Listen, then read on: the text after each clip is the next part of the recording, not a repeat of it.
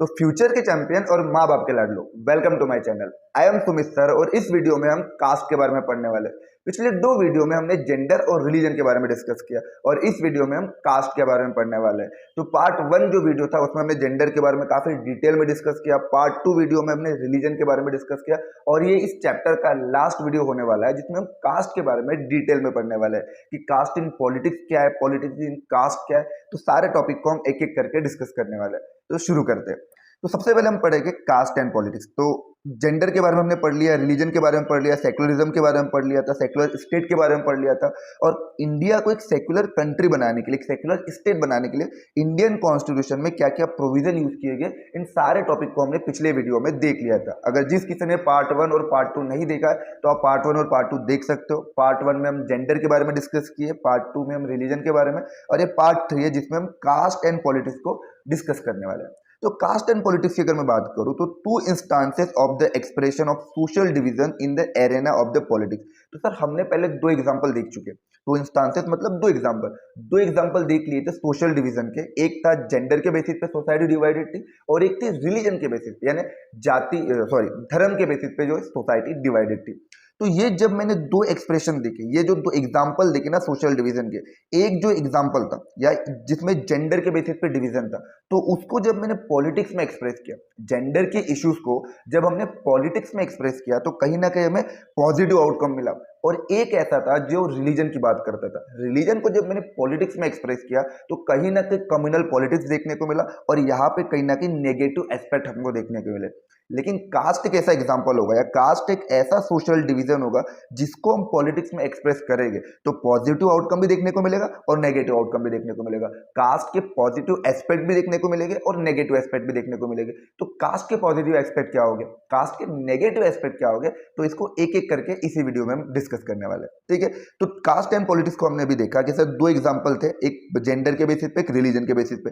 Gender के basis पे जो एग्जाम्पल था जिसने कहीं ना कहीं पॉजिटिव आउटकम बताया कि कैसे वुमेन इंपावरमेंट हुआ, वुमेन को अपॉर्चुनिटीज मिली, एजुकेशन में इंप्रूवमेंट आया। ठीक है, पार्टिसिपेशन पॉलिटिक्स में या फिर रिप्रेजेंटेशन में, इंडियन पार्लियामेंट में जो पार्टिसिपेशन है उसको बढ़ाने के लिए लॉ वगैरह लाए गए थे। लेकिन रिलीजन में कहीं ना कहीं जब पॉलिटिक्स की गई या पॉलिटिक्स में जब रिलीजन को लाया गया तो कहीं ना कहीं कम्युनल पॉलिटिक्स हमारे देश में सामने निकल कर आई।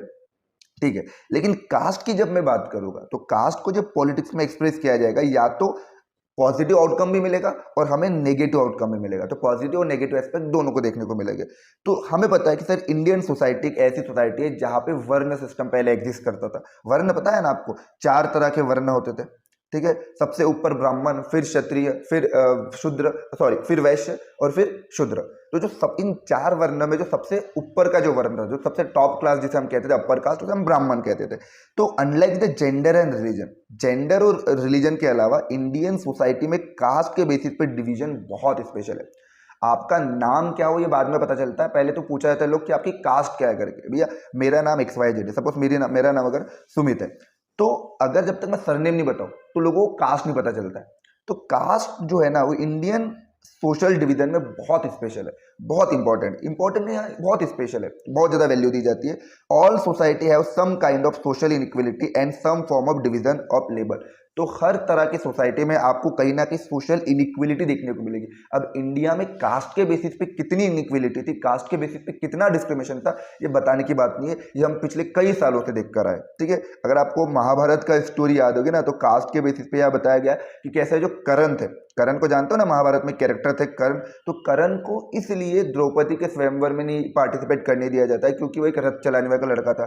कर्ण को गुरु द्रोण इसलिए शिक्षा नहीं देते क्योंकि वो एक ब्राह्मण नहीं था, क्षत्रिय नहीं था। परशुराम भी सेम उनके साथ वही ट्रीटमेंट करते क्योंकि वो ब्राह्मण और क्षत्रिय नहीं होते थे। तो यहाँ पे बताया गया, महाभारत का ये जो कैरेक्टर है उसमें बताया गया कि किस तरीके से एक व्यक्ति, एक योद्धा, जो योद्धा है, वॉरियर है, जिसमें क्वालिटीज है, बट बिकॉज ऑफ इस लो कास्ट, कि उसकी कास्ट लो है इसलिए उसको फैसिलिटी नहीं मिलती है, उसको अपॉर्चुनिटीज नहीं मिलती। ठीक है, मैं ऐसा नहीं कह रहा कि ये हुआ होगा, मतलब ऑब्वियसली कई सारी चीजों पे लिखी हुई है। अगर आप महाभारत भी देखोगे, BR चोपड़ा की जो महाभारत है उसमें भी कई सारी चीजें बताई गई कि कैसे कर्ण जो है वो डिस्क्रिमिनेशन को फेस करते, कैसे कर्ण को कैसे कर्ण डिसएडवांटेज को फेस करते। क्यों?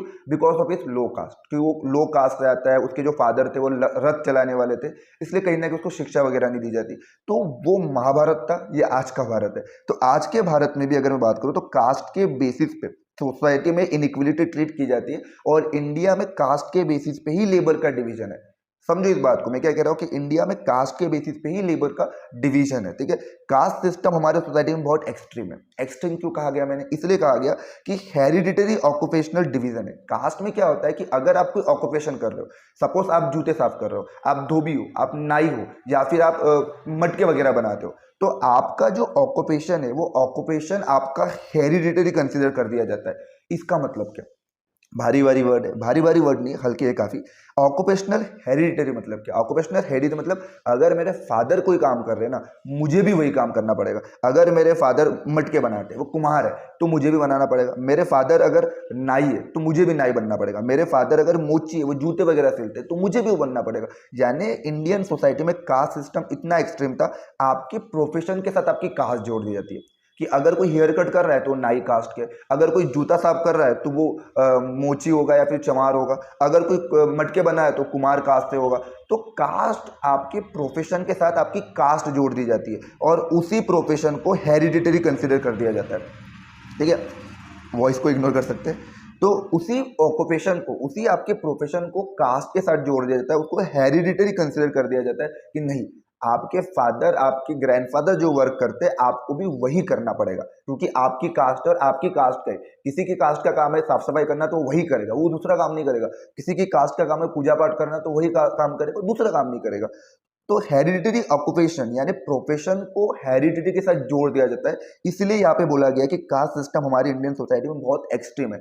और ये तक कहा जाता है कि अगर कोई एक कास्ट का व्यक्ति है, वो दूसरे कास्ट के व्यक्ति के साथ ना तो शादी कर सकता है, ना ही उसके रिचुअल्स में पार्टिसिपेट कर सकता है। Member of the same caste group were suppose to form a social community that practice the same और सिमिलर ऑक्यूपेशन। सर यहाँ क्या बोला गया कि अगर कोई एक ही कास्ट के, अगर हम सब सपोज, अगर हर कोई मराठा है, हर कोई अगर राजपूत है, तो अगर कोई, हर कोई अगर ब्राह्मण है या क्षत्रिय है, तो अगर सब कोई एक ही कास्ट ग्रुप से बिलोंग करता है, तो एक ही कास्ट ग्रुप के जो मेंबर होंगे वो एक ही सोशल कम्युनिटी बनाएंगे और सिमिलर ऑक्यूपेशन को परफॉर्म करेंगे। अगर सबके सब ब्राह्मण है तो ब्राह्मणों की एक कम्युनिटी होगी और सबके सब एक ही ऑक्यूपेशन को फॉलो करेंगे, एक ही प्रोफेशन को फॉलो करेंगे, वो पूजा पाठ करना। अगर कोई मान के लो मोची है, अगर कोई जूता सिलने वाला व्यक्ति है, तो उन जूते सिलने वालों की एक कम्युनिटी होगी और सबके सब सिमिलर ऑक्यूपेशन को, सिमिलर धंधे को प्रैक्टिस करेंगे। उसके अलावा वो जो सेम कास्ट ग्रुप के लोग होंगे ना, वो सेम ही कास्ट में शादी करेंगे। एक ब्राह्मण होगा ना, तो ब्राह्मण कभी शूद्र से शादी नहीं करेगा। अगर दलित कम्युनिटी का कोई व्यक्ति है तो दलित किसी राजपूत से शादी नहीं करेगा, क्योंकि यहाँ पे बोला गया कि अगर आप जिस कास्ट ग्रुप से हो ना, तो आपको अपनी ही कास्ट के अंदर शादी करना है। Married with in the caste group and did not eat with the member from the other caste group. देखो कितना बड़ा एक्सट्रीम फॉर्म है कास्ट सिस्टम का इंडिया में, कि यहाँ ये तक कहा जाता है कि आपको सिर्फ और सिर्फ अपने कास्ट ग्रुप के लोगों के साथ रिश्ता रखना है, आपको सिर्फ और सिर्फ अपने कास्ट के अंदर शादी करना है, और आपको सिर्फ और सिर्फ अपने ही कास्ट के लोगों के साथ खाना खाना है, उठना बैठना है। तो इंडिया में इमेजिन करो कि अगर आप अपर कास्ट के हो और अपर कास्ट का व्यक्ति कभी भी दलित किया, लोअर कास्ट किया या ट्राइबल किया, वो खाना नहीं खा सकता। हमारा कास्ट सिस्टम इतना एक्सट्रीम है। खाने को तो खा भी सकते हैं, लेकिन ये कहीं ना उसको अछूत मान लिया जाता था, अनटचेबल मान लिया जाता था। और ऐसा मानता था कि अगर हम उनको छू ले, अगर हम किसी लोअर कास्ट को, शूद्र को छू ले, टच कर ले, तो हमारा जो धर्म है, हम अशुद्ध हो जाएंगे, ठीक है। तो इसे अनटचेबिलिटी कहते थे, लेकिन आर्टिकल 17 ऑफ इंडियन कॉन्स्टिट्यूशन ने अनटचेबिलिटी को भी खत्म कर दिया है। लेकिन फिर भी कहीं ना कहीं अनटचेबिलिटी आज भी प्रैक्टिस की जाती है। आर्टिकल 15 ऑफ इंडियन कॉन्स्टिट्यूशन ने भी कहीं ना कहीं डिस्क्रिमिनेशन को खत्म कर दिया, डिस्क्रिमिनेशन जो कास्ट के बेसिस पे होता है। लेकिन इंडियन सोसाइटी, हम सबको पता है, आज भी कास्ट के बेसिस पे डिस्क्रिमिनेशन इंडिया में एग्जिस्ट करता है और कहीं ना कहीं होता भी है। भले ही आपने कितने सारे चेंजेस लाए हुए, लॉ लाया होगा, स्ट्रॉन्ग लॉ लाए होंगे, पनिशमेंट लाया होगा, लेकिन स्टिल कहीं ना कहीं छोटे मोटे एरिया पे परफॉर्म की जाती है, ठीक है। तो हम क्या कह रहे थे सर, कास्ट के बेसिस पे सोसाइटी में आज भी इनइक्वलिटी है। इंडियन सोसाइटी कास्ट के बेसिस पे डिवाइडेड है और ये कास्ट सिस्टम बहुत एक्सट्रीम है। क्यों एक्सट्रीम है? क्योंकि अगर कोई जिस कास्ट का व्यक्ति है और वो उस ऑक्यूपेशन को फॉलो करता है, तो उसके आने वाली जो वंशज होगी, उसके जो आने वाले जो बच्चे होंगे, उसको भी वही चीजें फॉलो करना पड़ेगा। तो आपका जो प्रोफेशन है, आपका जो ऑक्यूपेशन है, उसको हेरिडिटरी कंसिडर कर दिया जाता है कि नहीं, हेरिडिटरी मतलब आपके पूर्वज जो करते थे आप भी वही करोगे, आने वाली जनरेशन भी वही करेगी। ठीक है। और आपको सेम कास्ट ग्रुप के, अगर आप सब एक ही कास्ट ग्रुप के लोग हो तो आपकी एक सोशल कम्युनिटी होगी और आप सबको एक ही ऑक्यूपेशन, एक ही धंधा करना पड़ेगा। उसके अलावा नाई कभी ये नहीं बोल सकता चलो आज मैं पूजा पाठ करता हूँ, जूते सिलने वाला ये नहीं बोलेगा चलो आज मैं भी पूजा पाठ करता हूँ, और ब्राह्मण ये नहीं बोलेगा चलो आज मैं जूते सिलने का काम करता हूँ, शूद्र ये नहीं बोलेगा चलो आज मैं लड़ने चला जाता हूँ, आज मैं क्षत्रिय बन जाता हूँ। तो हर कास्ट ग्रुप का अलग अलग वर्क देके रखा हुआ है, अलग अलग वर्क से डिवाइडेड करके रखा हुआ है कि एक पर्टिकुलर ये कास्ट है, इसका ये काम है, ये कास्ट है, उसका वो काम है, ठीक है। और वही कास्ट, एक कास्ट होगी, सपोज वो कास्ट होगी राजपूत, एक कास्ट होगी क्षत्रिय, एक कास्ट होगी आपकी मराठा, एक कास्ट होगी आपकी पवार। तो ये सारी कास्ट जो है ना, ये आपस में शादी नहीं कर सकती, ये मतलब कास्ट के अंदर शादी होगी। एक पवार होगा तो पवार से ही शादी करेगा, क्षत्रिय होगा तो क्षत्रिय से, मराठा होगा तो मराठा, राजपूत होगा तो राजपूत, ब्राह्मण होगा तो ब्राह्मण। आप ब्राह्मण वाला इंटर कास्ट नहीं कर सकते। इंटर कास्ट मैरिज को लेकर तो इंडिया में आज तो फिर भी चलो एक्सेप्टेड है कई कई जगह पे, लेकिन पहले इंडिया में इंटर कास्ट मैरिज के बेसिस पे कई लोगों की जान चली जाती थी, ठीक है। अगर एक लड़का और एक लड़की इंटर कास्ट मैरिज करना चाहते तो दोनों को मार दिया जाता था, भले ही वो एक रिलीजन का पार्ट क्यों ना हो, लेकिन कास्ट अलग हो जाती थी, ठीक है। तो इंडिया है, तो कास्ट सिस्टम जो था ना वो इतना एक्सट्रीम फॉर्म था कि जो आउटकास्ट ग्रुप थे ना, जो लोअर कास्ट, सो कॉल्ड जिसे हम लोअर कास्ट कहते थे, या जो अनटचेबल या दलित होते थे, उन आउटर कास्ट ग्रुप को कास्ट सिस्टम हमेशा क्या करता था, बाहर रखता था, उनको एक्सक्लूड करता था, सोसाइटी से बाहर रखता था, और ऑलवेज उनके साथ डिस्क्रिमिनेशन परफॉर्म करता था। आपने B.R. अम्बेडकर की स्टोरी सुनी होगी ना, कि B.R. अम्बेडकर जब स्कूल में जाते थे तो उनको स्कूल के बाहर रखा जाता था। ये एक स्टोरी, ये भी पता नहीं कितनी सच है, कि साउथ इंडिया में जो है ना, साउथ इंडिया में ट्राइबल या जो लोअर कास्ट के जो लेडीज थे, उन्हें अपर बॉडी कवर करने के लिए टैक्सेस देना पड़ता था। अपर बॉडी कवर करने के लिए उन्हें टैक्सेस पे करना पड़ता था ब्राह्मणिकल सोसाइटी में। तो ये सिस्टम हुआ करता था, कास्ट सिस्टम बहुत एक्सट्रीम फॉर्म था। तो कास्ट सिस्टम की अगर मैं बात करूं तो caste system was based on the exclusion of and discrimination against the outcast group. तो ये जो कास्ट सिस्टम है ये क्या करता है, जो आउटकास्ट ग्रुप है उनके साथ बहुत ज़्यादा डिस्क्रिमिनेट करता है और उनको सोसाइटी से एक्सक्लूड करता है, ठीक है। और कई कई जगह पे तो इन ह्यूमन प्रैक्टिस होती थी, जैसे मैंने अभी बताया कि कई कई जगह पे अनटचेबिलिटी परफॉर्म की जाती थी। यानी अगर कोई लोअर कास्ट का व्यक्ति है, अगर कोई शूद्र व्यक्ति है, ठीक है, वर्ण सिस्टम में सबसे अगर छोटा वर्ण देखे शूद्र, ठीक है, तो अगर कोई शूद्र व्यक्ति है और उसने अगर किसी अपर कास्ट को टच कर दिया तो अशुद्ध माना जाता है, उसको नहाना पड़ता था। तो इस तरीके से उन्हें अनटचेबल कंसिडर कर दिया जाता था, उनके साथ डिस्क्रिमिनेशन होता था। और इसी अनटचेबिलिटी और इसी डिस्क्रिमिनेशन के अगेंस्ट में चाहे महात्मा गांधी हो, चाहे आप B.R. अम्बेडकर की बात करो, या कई लोगों ने, रामास्वामी नायकर, ज्योतिबा फुले, पेरियर की अगर बात है, तो कई लोगों ने ऐसी सोसाइटी बनाने की बात की, एक ऐसी सोसाइटी जहाँ पे कास्ट के बेसिस पे इनइक्वलिटी पूरी तरीके से अब्सेंट हो। क्या है, पॉलिटिकल लीडर, कई हमारे देश के पॉलिटिकल लीडर थे, कई हमारे देश के ऐसे सोशल रिफॉर्मर थे। इन सोशल रिफॉर्मर जैसे ज्योतिबा फुले, महात्मा गांधी, B.R. अम्बेडकर की अगर बात करें, पेरियर की बात करें, इन्होंने हमेशा काम किया, इन्होंने हमेशा चाहा कि इंडिया में एक ऐसी सोसाइटी को हम इस्टेब्लिश करें जहाँ पे कास्ट के बेसिस पे डिस्क्रिमिनेशन ना हो, इनइक्वलिटी ना हो। तो कास्ट इनइक्वलिटी जहाँ पर अब्सेंट हो। तो नेशनलिज्म इंडिया एक चैप्टर हम पढ़े होंगे, आप लोग भी पढ़े होंगे, मैं भी पढ़ा हूँ। तो नेशनलिज्म इन इंडिया में आपने देखा होगा कैसे गांधी जी ने सत्याग्रह ऑर्गेनाइज किए थे, टेम्पल एंट्री, B.R. अम्बेडकर ने टेम्पल एंट्री मूवमेंट चलाए थे। गांधी जी ने लोअर कास्ट को हरिजन कहा था कि ये चिल्ड्रन ऑफ गॉड, ये भगवान के बच्चे, इन्हें आप अनटचेबल दलित मत बोलिए, इन्हें हरिजन बोलिए। हरिजन मतलब है भगवान के बच्चे, ताकि इन लोगों को भी सोसाइटी में एक स्टेटस मिले करके। गांधी जी खुद होके गटर साफ करते थे, गांधी जी खुद होके वो वर्क करते थे जो भांगी वर्क करते थे। भांगी वर्क दिया गया ना वहाँ पे, जैसे कि जो गटर वगैरह, बाथरूम वगैरह साफ करते। उन्होंने कई सारे सत्याग्रह भी ऑर्गेनाइज किए थे ताकि इन लोगों को टेम्पलों में एंट्री मिल जाए। तो महात्मा गांधी हो गया, B.R. अम्बेडकर हो गया, रामास्वामी नायकर हो गए, ज्योतिबा फुले हो गए, कई लोगों ने, इन कई सोशल रिफॉर्मर ने, पॉलिटिकल लीडर ने कोशिश की और एक ऐसी सोसाइटी को इस्टेब्लिश करना चाहा जिस सोसाइटी में कास्ट के बेसिस पे इनइक्वलिटी बिल्कुल खत्म हो, ठीक है। अब क्या सर, आज इंडिपेंडेंस को 70 साल हो गए, क्या सर, नहीं, हाँ 70, मोर देन 70 ईयर। तो इंडिया में 70 ईयर से ज़्यादा हो गए आज़ादी को। तो हमारे देश में कितना चेंजेस है, आप भी बताइए कितना चेंजेस है, मैं भी बताता हूँ कितना चेंजेस है। तो हाउ कास्ट सिस्टम, कि कैसे ये जो कास्ट सिस्टम है आज के मॉडर्न इंडिया में have undergone great changes due to the social and economic changes. तो इंडिया में सोशल चेंजेस है, इकोनॉमिकल चेंजेस है, और इस सोशल और इकोनॉमिक चेंजेस के कारण ये जो मॉडर्न इंडिया, इस मॉडर्न इंडिया में कास्ट के बेसिस पर कितना चेंजेस है और कैसे चेंजेस है, कैसे, हाउ, यानी कैसे इंडिया में, मॉडर्न इंडिया में कास्ट को लेकर चेंजेस है। तो सोशल और इकोनॉमिकल चेंजेस है। तो सबसे पहले देखिए कि सर देखिए, कोई भी देश अगर बनता है ना तो गरीब से गरीब ही नहीं रहता, वो उसमें डेवलपमेंट आता है। इंडिया में जब डेवलपमेंट है, बड़ी बड़ी इंडस्ट्रीज बनी, फैक्ट्रीज बनी, सड़कें बनी, इंफ्रास्ट्रक्चर है, स्कूल है, हॉस्पिटल है, तो जब देश में इकोनॉमिकल डेवलपमेंट है, लार्ज स्केल अर्बनाइजेशन हुआ, शहरीकरण बना, तो इससे क्या हुआ, इससे कास्ट के बेसिस पे जो डिस्क्रिमिनेशन की जो थिंकिंग थी वो धीरे धीरे खत्म हो गई। अब आप मान के चलो किसी शहर में रहते हो, सपोज आप किसी एक शहर में रहते हो दिल्ली में, दिल्ली या फिर सपोज नागपुर में रहते हो। अगर आप किसी एक शहर में रहते हो दिल्ली या नागपुर में, तो आपको फर्क नहीं पड़ता आप जिस रिक्शा में बैठे हो किस कास्ट का है, आपको फर्क नहीं पड़ता कि आप जिसके चाय की टपरी पे चाय पी रहे हो वो किस कास्ट का है। शहर में हर इकोनॉमी जुड़ी हुई होती है हर व्यक्ति के साथ। अगर आप चाय पीने वाले के एक चाय की टपरी पे चाय नहीं पियोगे ना, तो आपको चाय नहीं मिलेगी। अगर आपको किसी चीज की नीड है और शॉप वाला वो चीज आपको प्रोवाइड कर रहा है, तो आपको उसके साथ कनेक्ट होना पड़ेगा। तो शहर में हर व्यक्ति किसी ना किसी से जुड़ा हुआ है। तो अर्बनाइजेशन जब आया, शहरीकरण जब बहुत ज्यादा बढ़ा, तो उस टाइम पीरियड में क्या हुआ कि जो डिस्क्रिमिनेशन है ना कास्ट को लेकर, ये डिस्क्रिमिनेशन धीरे धीरे धीरे धीरे खत्म हुआ। अब आप ये नहीं देखते हो कि मैं अगर स्कूल जा रहा हूँ तो मेरे साइड में कौन बैठा हुआ है, मुझे पढ़ाने वाला टीचर कौन है, मैं जिस वाटर कूलर से पानी भर रहा हूँ उस वाटर कूलर को किसने टच किया, नहीं। क्योंकि अब वो धीरे धीरे जब अपने अंदर डेवलपमेंट है, कंट्री में डेवलपमेंट है, अर्बनाइजेशन होगा, तो डिस्क्रिमिनेशन और अनटचेबिलिटी की फीलिंग कहीं ना कहीं धीरे धीरे खत्म हो रही है। लिटरेसी रेट बढ़ी, लोगों का एजुकेशन ग्रोथ हुआ, एजुकेशन आया, पढ़ना लिखना लोगों ने चालू कर दिया। और जब पढ़ना लिखना चालू कर दिया तो इमेजिन करो पहले क्या होता था, अगर किसी के फादर धोबी है, सपोज किसी के फादर अगर धोबी है, तो ऐसा कंसिडर किया जाता था कि उसका बेटा भी धोबी बनेगा।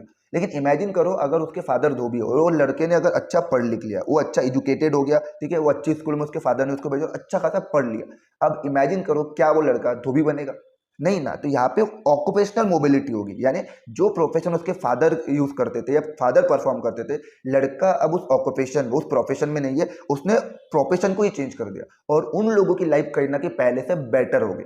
तो यहाँ पे जब लड़के पढ़ लिख लेंगे, लोअर कास्ट में जब एजुकेशन आएगा, लिटरेसी रेट डेवलप होगी, तो कहीं ना कहीं ये लोग वो जो पहले प्रोफेशन करते थे उस प्रोफेशन को स्विच करके वो प्रोफेशन कर रहे हैं जो प्रोफेशन पहले उनके लिए नहीं था, ठीक है, जो काम पहले उनके लिए नहीं था वो काम भी कर रहे हैं। क्यों? क्योंकि एजुकेशन आ गया, ठीक है, ऑक्यूपेशनल मोबिलिटी देखने को मिली। और गांव में जो लैंडलॉर्ड की पोजीशन जो है धीरे धीरे वीक होने लग गई, तो उससे भी कहीं ना कहीं डिस्क्रिमिनेशन और अनटचेबिलिटी खत्म हो रही थी।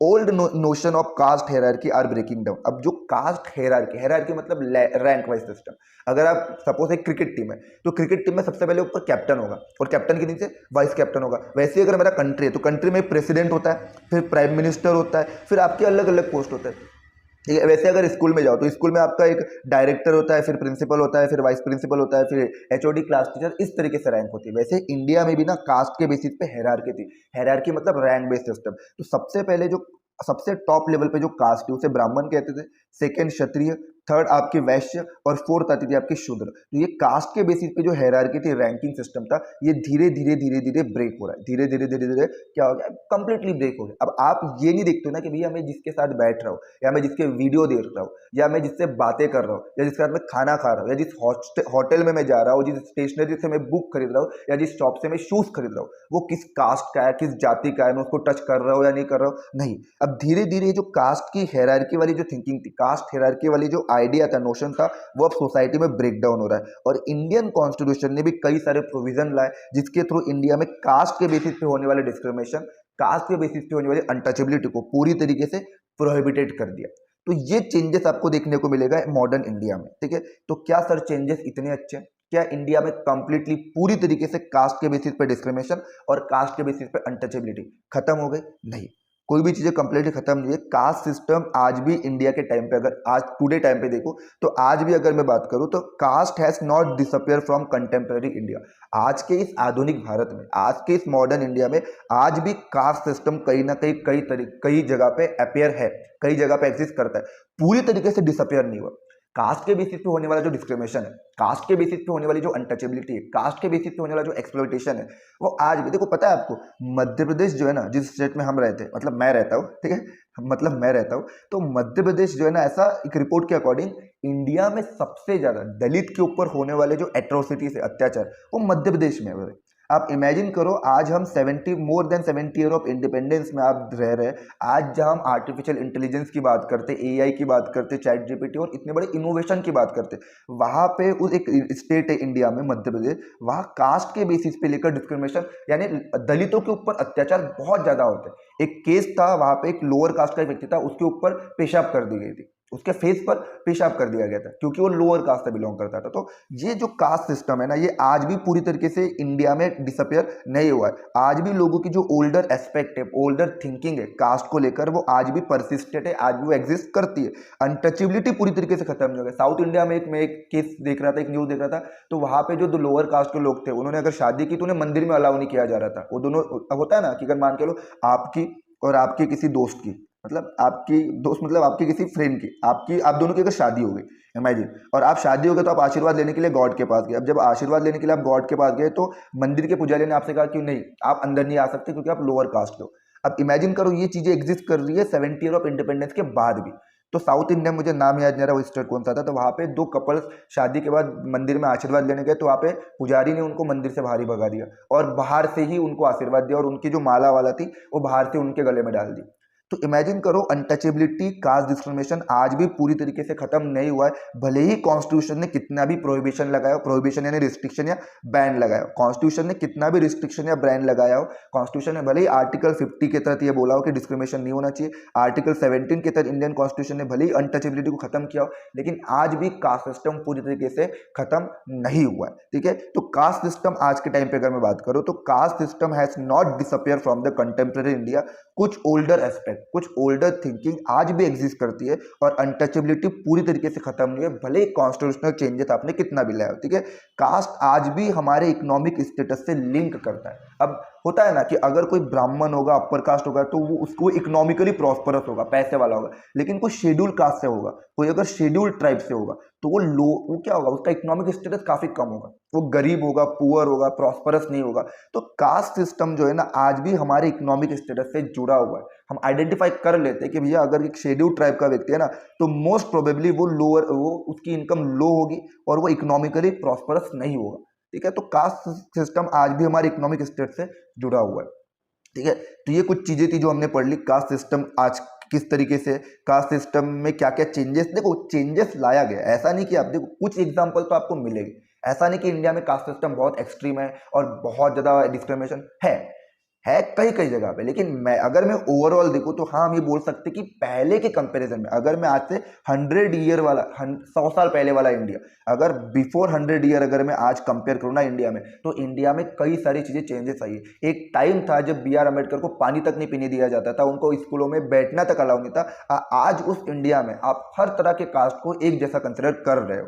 कई कई चेंजेस, आप कई कई आपको एग्जांपल देखने को मिलेंगे। उन एग्जांपल को हम निगलेक्ट नहीं करना, उस पर हमें काम करना होगा। ठीक है, अब नेक्स्ट टॉपिक है हमारा कास्ट इन पॉलिटिक्स कि सर कास्ट इन पॉलिटिक्स। अब यहाँ पे दो टॉपिक बहुत ज्यादा कंफ्यूज करने वाले, कास्ट इन पॉलिटिक्स और एक होगा आपका politics in a caste. Caste in politics क्या है और पॉलिटिक्स इन अ कास्ट क्या है? ठीक है, देखो सबसे पहले पॉलिटिक्स वर्ड है, पॉलिटिक्स कास्ट में जा रहा है, यानी आप कास्ट में पॉलिटिक्स कर रहे हो। क्या कर रहे हो? कास्ट में पॉलिटिक्स कर रहे हो। यहाँ क्या बोला गया? यहाँ बोला गया कास्ट इन पॉलिटिक्स। क्या बोला गया? पॉलिटिक्स में कास्ट का क्या रोल है, ये टॉपिक को हम पढ़ने वाले। कास्ट इन पॉलिटिक्स मतलब रोल ऑफ कास्ट, कि कास्ट का क्या रोल है इन पॉलिटिक्स। तो पॉलिटिक्स में कास्ट का क्या रोल है, इस टॉपिक को हम पढ़ने वाले कि कास्ट इन पॉलिटिक्स मतलब कि पॉलिटिक्स में कास्ट का क्या रोल है। ठीक है, तो caste in politics, people belong, casteism is root in the belief of the caste is the sole basis of social community. देखो कम्युनलिज्म याद करो, कम्युनल माइंड वाला व्यक्ति क्या कहता है कि सोसाइटी का मेन बेस क्या है, सोसाइटी धर्म के बेसिस पे बनेगी। किसके बेसिस पे बनेगी? कम्युनलिज्म वाला व्यक्ति क्या कहता है कि सोसाइटी जो है वो रिलीजन के बेसिस पे बनेगी। और जो कास्टिज्म वाला व्यक्ति है वो क्या कहते हैं, सोसाइटी का जो सोशल कम्युनिटी का जो मेन बेस है वो कास्ट है। सोसाइटी किसके बेसिस पे बनेगी? सोसाइटी कास्ट के बेसिस पे बनेगी। किसके बेसिस पे बनेगी? कास्ट के। तो कास्टिज्म मतलब एक ऐसा आइडिया, एक ऐसा बिलीफ जो इस चीज पे फोकस करता है कि कास्ट ही जो है वो सोल, अकेला कास्ट, अकेला मेन बेस होगा सोशल कम्युनिटी का। समाज कास्ट के बेसिस बनेगा। और people belonging to same caste belonging to a natural, people belonging to the same caste belong to a natural social community. मैंने अभी अभी आपको बताया कि अगर कोई सेम कास्ट से बिलोंग करता है, अगर हम सब ब्राह्मण है, हम सब क्षत्रिय, हम सब पवार है, हम सब मराठा है, तो अगर कोई सेम कास्ट से बिलोंग करता है तो एक सोशल कम्युनिटी बना के रहेगा। उसी सोशल कम्युनिटी में आपको रहना है, सेम प्रोफेशन परफॉर्म करना है और सेम कास्ट ग्रुप के अंदर आपको मैरिज करना है, सेम कास्ट ग्रुप के अंदर आपको रिचुअल फॉलो करना है। आप किसी और कास्ट ग्रुप के साथ ना उठ बैठ सकते हैं ना खाना खा सकते हो। ठीक है, तो सेम इंटरेस्ट को आपको शेयर करना है और ये सेम इंटरेस्ट आप किसी और अनदर कास्ट का शेयर नहीं कर सकते हो। तो जब आप रिलीजन के बेसिस पे सोसाइटी बनाओगे तो कम्युनलिज्म, आप कास्ट के बेसिस पे एक सोसाइटी बनाने की बात करेंगे तो कास्टिज्म। ठीक है, अब यहाँ पे बोला गया कि सर जैसे कम्युनलिज्म बोला ना कि sir communalism can take various form in politics, communalism politics में कैसे कैसे फॉर्म लेता है, हमने कई सारी चीजें उसमें पढ़ी थी। उसी तरीके से आप बोला कि कास्ट भी ना पॉलिटिक्स में अलग अलग फॉर्म ले। अब इमेजिन करो कि सर कास्ट जो है, इमेजिन नहीं सोचो, हाँ सोचो कि सर कास्ट किस तरीके से पॉलिटिक्स में अलग अलग फॉर्म लेगा, कास्ट किस तरीके से पॉलिटिक्स में अलग अलग फॉर्म लेगा। देखो बहुत इंटरेस्टिंग चैप्टर होने वाला है, ये बहुत कंफ्यूज करता है बच्चों को। Caste and politics, caste and politics बच्चों को बहुत कंफ्यूज करता है, लेकिन अगर आप प्रॉपर समझो, एक एक फैक्ट को अच्छे से रीड करो, समझ में आओ, तो आपको समझ में आएगा कि सर कास्ट इन पॉलिटिक्स क्या है और कास्ट पॉलिटिक्स में किस तरीके से वेरियस फॉर्म लेता है। ठीक है, सबसे पहले शुरू करते हैं। हाँ, when party ready, when when party When party choose the candidate in election, they keep in mind the caste composition of the electorate. Sir जब भी किसी पॉलिटिकल पार्टी को इलेक्शन में किसी कैंडिडेट को नॉमिनेट करना होता है, किसी कैंडिडेट को टिकट देना होता है, तो सबसे पहले उस इलेक्टोरेट का, उस एरिया का, उस कॉन्स्टिट्यूएंसी का वो कास्ट कंपोजिशन देखते हैं कि उस कॉन्स्टिट्यूएंसी में कितने परसेंट की कास्ट है और कौन सी कास्ट मेजोरिटी में। देखो एक सपोज ये एक एरिया है, ये एक एरिया है या एक स्टेट, एक रीजन है आप समझ लो, और ये एक अलग अलग कॉन्स्टिट्यूएंसी, एक कॉन्स्टिट्यूएंसी ये है, एक कॉन्स्टिट्यूएंसी ये है। ठीक है, ऐसे करते करते अलग अलग कॉन्स्टिट्यूएंसी है। ठीक है, ऐसे करते करते हमें अलग अलग हम कॉन्स्टिट्यूएंसी बना रहे हैं। ठीक है, तो ये अलग अलग कॉन्स्टिट्यूएंसी। अब इमेजिन करो कि ये एक कॉन्स्टिट्यूएंसी, हर कॉन्स्टिट्यूएंसी में कोई ना कोई कास्ट डोमिनेट कर रही है, हर कॉन्स्टिट्यूएंसी में कोई ना कोई कास्ट मेजोरिटी में। इमेजिन करो कि यहाँ पे एक कास्ट है जिसका नाम है मराठा। ठीक है, यहाँ पे कास्ट होगी ब्राह्मण। ठीक है, यहाँ पे कोई कास्ट होगी जिसका नाम होगा राजपूत। यहाँ कोई कास्ट होगी जैसे यहाँ पे दलित हो गए, यहाँ अगर बात करें ट्राइबल्स हो गए। ठीक है, यहाँ अगर बात करें अगर हम तो यहाँ कौन हो गया, यहाँ यादव हो गए। ठीक है, यहाँ पे अगर कोई कास्ट होगी, सपोज यहाँ पे कोई पवार कम्युनिटी कास्ट होगी, और यहाँ अगर ये जो कॉन्स्टिट्यूएंसी है, इस कॉन्स्टिट्यूएंसी में मराठा कास्ट है, इस कॉन्स्टिट्यूएंसी में ब्राह्मण कास्ट डोमिनेट करती है, इस कॉन्स्टिट्यूएंसी में राजपूत कास्ट का मेजॉरिटी नंबर ज्यादा है, इस कॉन्स्टिट्यूएंसी में दलित कास्ट है, इस कॉन्स्टिट्यूएंसी में ट्राइबल, इस कॉन्स्टिट्यूएंसी में यादव, इस कॉन्स्टिट्यूएंसी में पवार, और यहाँ पे अलग अलग कॉन्स्टिट्यूएंसी में अलग अलग कास्ट है। अब अगर मुझे इस कॉन्स्टिट्यूएंसी से इलेक्शन जीतना है तो मुझे क्या करना पड़ेगा, मुझे एक ऐसे कैंडिडेट को टिकट देना पड़ेगा, हमें एक ऐसे कैंडिडेट को टिकट देना पड़ेगा जो मराठा कास्ट से बिलोंग करता है, जो मराठा कास्ट से बिलोंग करता है। इस कॉन्स्टिट्यूएंसी से अगर मुझे इलेक्शन जीतना हो तो मुझे एक ऐसे कैंडिडेट को टिकट देना पड़ेगा जो दलित हो। ऐसा क्यों? क्योंकि सर इस कॉन्स्टिट्यूएंसी में जिस कास्ट का परसेंटेज ज्यादा होगा, अगर मैं उस कैंडिडेट को टिकट दूंगा तो उसके जीतने के चांसेस ज्यादा होंगे, क्योंकि इस कॉन्स्टिट्यूएंसी से सारे दलित कम्युनिटी उस कैंडिडेट को वोट करेगा। वरना अगर आप सोचो कि अगर इस कॉन्स्टिट्यूएंसी से सपोज आपने एक ऐसे कैंडिडेट को टिकट दे दिया जो ब्राह्मण है, अगर ऐसे कैंडिडेट को अगर आपने टिकट दे दिया जो ब्राह्मण है इस कॉन्स्टिट्यूएंसी से, तो क्या सारे के सारे दलित इसको वोट देंगे? नहीं। तो जब आपको ये पता हो कि इस कॉन्स्टिट्यूएंसी में मेजॉरिटी ऑफ द कास्ट दलित है, तो आप उस कॉन्स्टिट्यूएंसी से सिर्फ दलित कैंडिडेट को ही टिकट दोगे, क्योंकि अगर आपको इलेक्शन में जीतना हो। तो यहाँ पे यही कहा जा रहा है कि अगर किसी भी पॉलिटिकल पार्टी को इलेक्शन जीतना हो, इलेक्शन में कैंडिडेट को नॉमिनेट करना हो, तो सबसे पहले उस कॉन्स्टिट्यूएंसी की कास्ट कंपोजिशन को देखती है कि इस कॉन्स्टिट्यूएंसी में कितने परसेंट कास्ट है और कौन सी कास्ट सबसे ज्यादा है। हर कॉन्स्टिट्यूएंसी में आप एक एक कास्ट को देखोगे कि कौन सी कास्ट का परसेंटेज ज्यादा है, और उस कास्ट के कैंडिडेट को आप नॉमिनेट करोगे, उस कैंडिडेट को आप टिकट दोगे। अगर किसी कॉन्स्टिट्यूएंसी में पवार कास्ट है तो आप पवार कैंडिडेट को नॉमिनेट करोगे, उसको टिकट दोगे। कहीं किसी कॉन्स्टिट्यूएंसी में यादव कास्ट ज्यादा है तो आप उसको टिकट दोगे। तो यह यही कह रहे हैं कि sir when party choose the candidate, कि सर इलेक्शन में जब भी किसी पॉलिटिकल पार्टी को कैंडिडेट चूज करना होता है, वो हमेशा अपने दिमाग में कास्ट कंपोजिशन रखते हैं। सर जिस कॉन्स्टिट्यूएंसी में सबसे ज्यादा कास्ट होगी उस कास्ट के कैंडिडेट को, वो कैंडिडेट जो उस कास्ट से बिलोंग करता है, आप उसको कैंडिडेट बनाओगे, उसको टिकट दोगे। ठीक है, क्यों ऐसा? ताकि उस कैंडिडेट को अगर आप जब टिकट दोगे तो वो कैंडिडेट आपको क्या ला के देगा, इलेक्शन जितवा कर देगा। वो कैंडिडेट आपको इलेक्शन जितवा के देगा, क्योंकि बाकी अदर कास्ट के लोग भी उसको सपोर्ट करेंगे। तो सपोर्ट ज्यादा लेने के लिए और इलेक्शन जीतने के लिए आप ऑलवेज उस कैंडिडेट को टिकट दोगे जिसका कंपोजिशन, जिसके कास्ट का कंपोजिशन उस कॉन्स्टिट्यूएंसी में, उस एरिया में ज्यादा है। ठीक है, तो जब भी हमारा टॉपिक है कि कास्ट पॉलिटिक्स में कैसे कैसे अलग अलग फॉर्म लेती है। तो आपने पहला पॉइंट ये पढ़ा कि सर जब भी हमें इलेक्शन में पार्टिसिपेट करना हो जब भी किसी कैंडिडेट को इलेक्शन में पार्टिसिपेट करना हो, वो सबसे पहले अपने दिमाग में कास्ट को रखती है, और जिस कॉन्स्टिट्यूएंसी में उस कास्ट के पर्सन का उस जिस कॉन्स्टिट्यूएंसी में अगर सपोज इस कॉन्स्टिट्यूएंसी में अगर ये कास्ट ज्यादा है तो आप उस कास्ट के कैंडिडेट को ही टिकट दोगे, ठीक है, ताकि आप इलेक्शन जीत जाओ। दूसरा क्या बोला गया कि सर जब देश में गवर्नमेंट भी बनती है ना, तो when government form political party usually take care the representative of different caste. कि सर जब देश में गवर्नमेंट बनती है तो पॉलिटिकल पार्टी क्या करती है, अलग अलग कास्ट के रिप्रेजेंटेटिव को अपनी गवर्नमेंट में पार्टिसिपेट करवाती है, या अलग अलग कास्ट के रिप्रेजेंटेटिव उस पॉलिटिकल पार्टी का मेंबर्स होते हैं। जैसे इमेजिन करो, इमेजिन क्या करना है, जैसे इंडिया में है, इंडिया में गवर्नमेंट कौन चलाता है, कैबिनेट मिनिस्टर। जैसे ये हमारे देश के अगर सपोज प्राइम मिनिस्टर है, और प्राइम मिनिस्टर के साथ होता है जैसे होम मिनिस्टर, ठीक है, डिफेंस मिनिस्टर, ठीक है, फॉरेन मिनिस्टर की अगर मैं बात करूँ, फाइनेंस मिनिस्टर अगर हो गए, ठीक है, उसके अलावा अगर बात करूँ एजुकेशन मिनिस्टर की, तो ऐसे करते करते ये जो पूरा का पूरा प्राइम मिनिस्टर और उनके साथ अदर मिनिस्टर है ना, प्राइम मिनिस्टर के साथ ये जो अदर मिनिस्टर है, इसको हम कहेंगे कैबिनेट मिनिस्टर। इसे हम क्या कहेंगे, कैबिनेट मिनिस्टर कहेंगे, ठीक है। अब हमें ये पता चल गया कि सर ये प्राइम मिनिस्टर, प्राइम मिनिस्टर के साथ ये जो 25-30 मिनिस्टर हो गए, ये आपके कैबिनेट मिनिस्टर हो गए। अब यहाँ क्या बोला गया है कि सर जब भी कोई पॉलिटिकल पार्टी बनती है तो पॉलिटिकल पार्टी में जो रिप्रेजेंटेटिव हो गए, ये एक ही कास्ट के नहीं होते, ये अलग अलग कास्ट के होते, ये अलग अलग कास्ट के होते। क्यों ऐसा, ताकि आपको उन उन बाकी अदर कास्ट को भी कॉन्फिडेंस में लाना होता है। अब इमेजिन करो कि इंडिया में अगर जो कैबिनेट मिनिस्टर है, कैबिनेट मिनिस्टर में finance minister, foreign minister, defence minister, home minister, education minister, सारे के सारे अगर एक ही कास्ट से बिलोंग करेंगे, सारे के सारे अगर एक ही कास्ट से बिलोंग करेंगे, तो बाकी अदर कास्ट क्या फील, वो एलिनेटेड फील करेगी, उन्हें ऐसा लगेगा कि हमारे कास्ट की कोई वैल्यू नहीं है। इसलिए जब भी इंडिया में अगर कोई कैबिनेट मिनिस्टर भी बनता है तो आप चेक करना कि इंडिया के 25-30 मिनिस्टर कैबिनेट में कोई ट्राइबल भी होगा, कोई शेड्यूल कास्ट से बिलोंग करता होगा, कोई ब्राह्मण भी होगा, कोई अलग अलग कास्ट से होगा। तो ये 25-30 मिनिस्टर हमारे जो कैबिनेट मिनिस्टर होते हैं, इसमें एक ही कास्ट के लोग नहीं होते, अलग अलग कास्ट के लोग होते हैं। और हर पॉलिटिकल पार्टी एक ही कास्ट के व्यक्ति को टिकट नहीं देती, वो हर कास्ट के डिफरेंट डिफरेंट कास्ट के व्यक्ति को भी टिकट देती है, डिफरेंट डिफरेंट कास्ट के अलावा ट्राइब के लोगों को भी पॉलिटिकल पार्टी में शामिल करवाती है, ठीक है। तो ये पॉइंट से आप समझ पा रहे हो कि सर कास्ट पॉलिटिक्स में कितना इंपॉर्टेंट है। अगर आपको इलेक्शन जीतना हो तो सबसे पहले आप दिमाग में कास्ट रखते हो,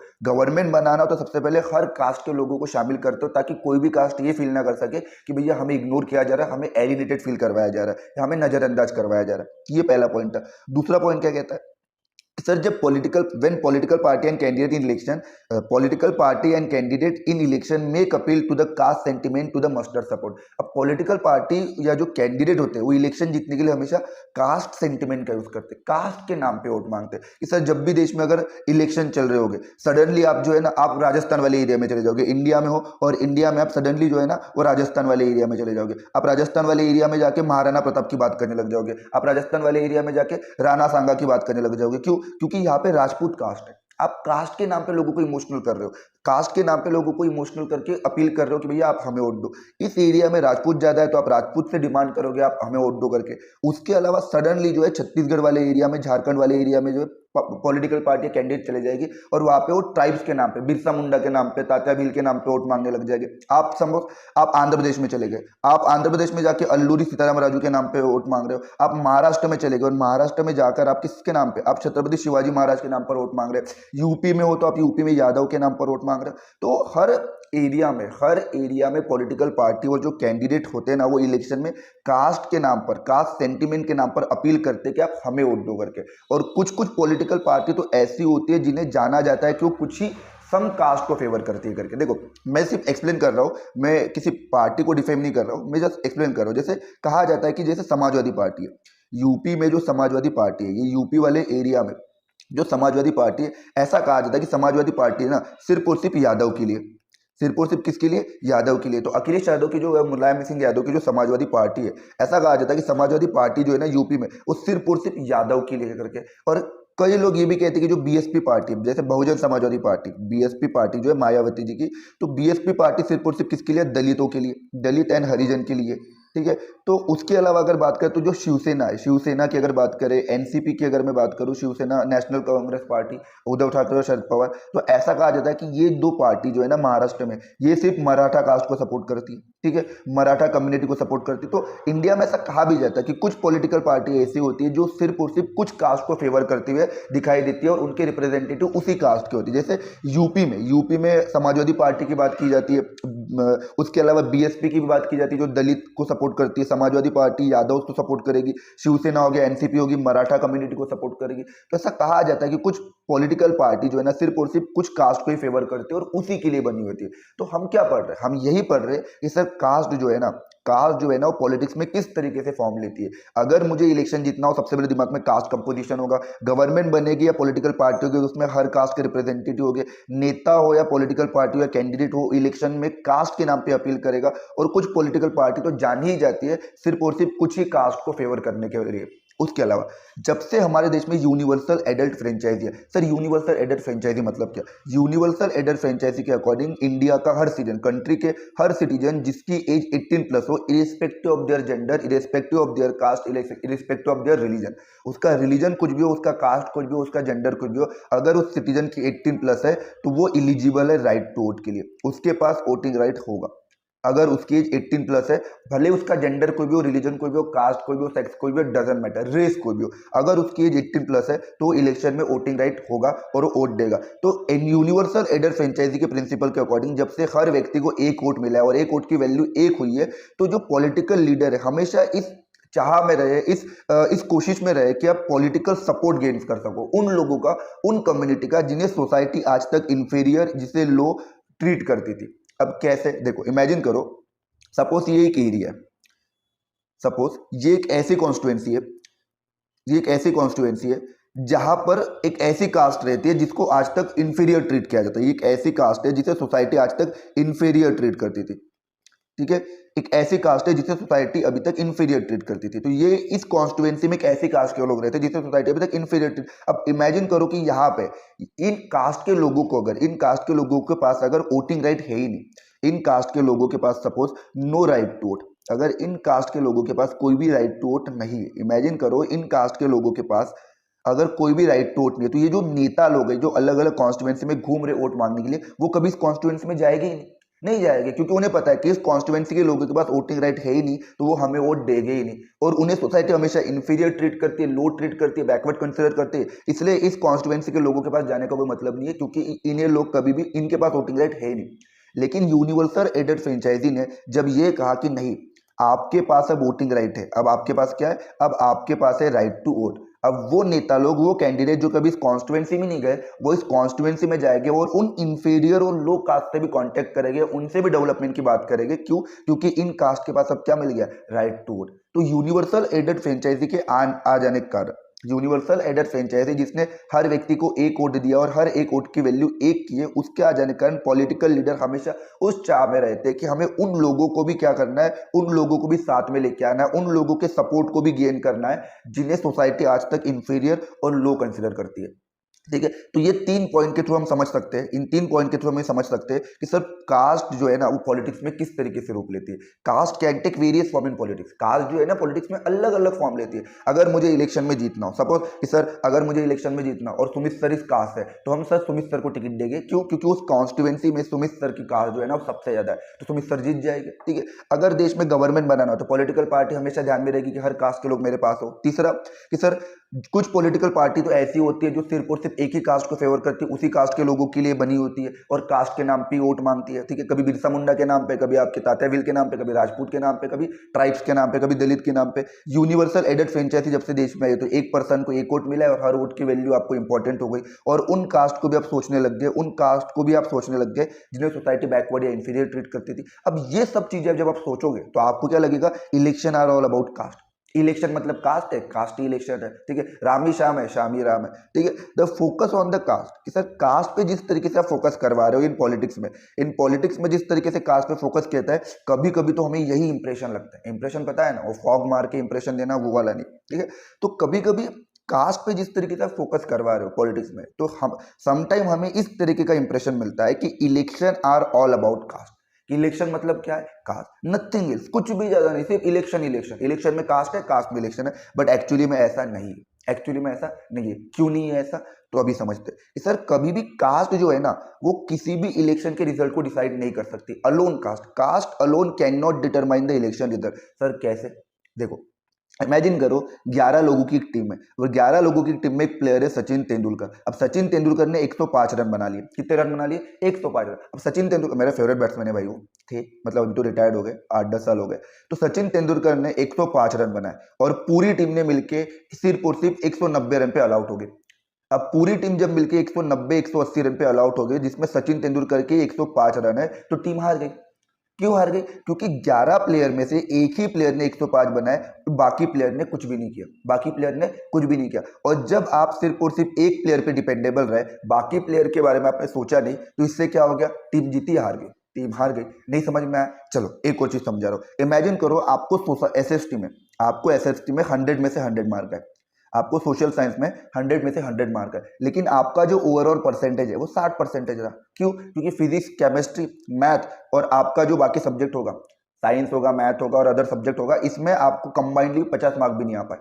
आपको 50 मार्क, फिजिक्स में 50 मार्क भी नहीं, केमिस्ट्री में 50 मार्क भी नहीं, मैथ में 50 मार्क नहीं है, ठीक है, इंग्लिश हिंदी में 50 मार्क नहीं है। तो जब आपको इन सब्जेक्ट में 50 मार्क नहीं है और सिर्फ एसएसटी में ही 100 मार्क है, तो क्या आपके परसेंटेज 95 98 बन पाएंगे? नहीं। एक सब्जेक्ट ने अगर आपको 100 दे दिया तो बाकी सब्जेक्ट में तो आपके मार्क ही नहीं है, तो आपके परसेंटेज 60 के नीचे ही बने। इसका मतलब एक सब्जेक्ट से कुछ नहीं होता, आपको सारी चीजें पढ़ना पड़ेगा, सारी सब्जेक्ट भी इंपॉर्टेंट है। वैसे ही यह बोला गया कि सर कास्ट अकेली इलेक्शन रिजल्ट डिसाइड नहीं करती, बाकी अदर चीजें भी होती है जो इलेक्शन रिजल्ट को डिटरमाइन करती है, जो इलेक्शन रिजल्ट तय करती है। कास्ट अकेली इलेक्शन को डिसाइड नहीं करती। क्यों नहीं करती? अभी मुझे समझाओ।